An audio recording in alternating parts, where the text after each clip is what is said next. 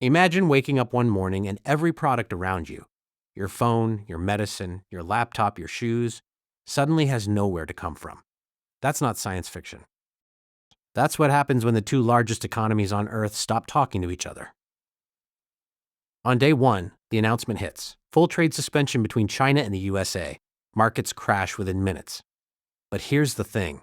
Nothing looks different yet. Shelves are full. Lights are on. Life feels normal. That's exactly what makes it dangerous. By day three, the ships slow down.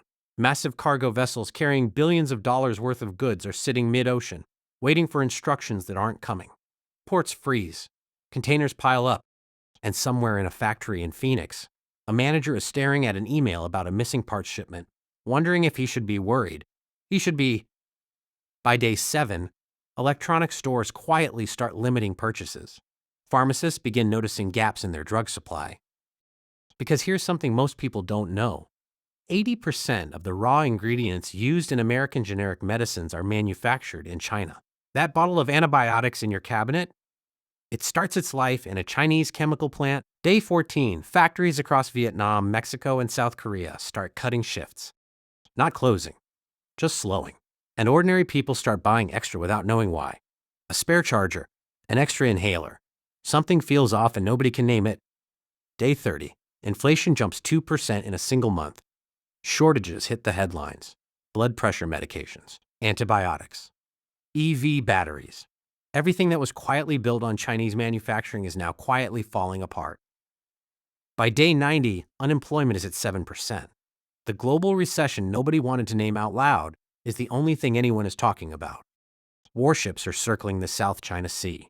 No shots fired, just a long, heavy silence between steel hulls. Day 180, hospitals start rationing cancer drugs.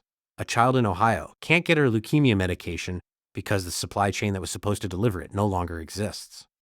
Somewhere in Washington, a government briefing calls this a systemic vulnerability.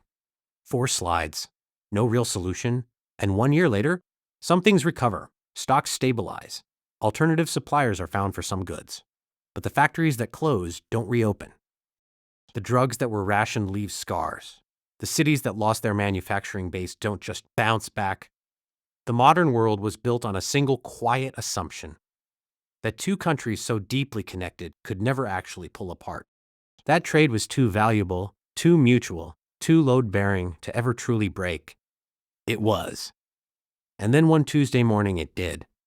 The ships are still out there. Some of them still haven't found a port.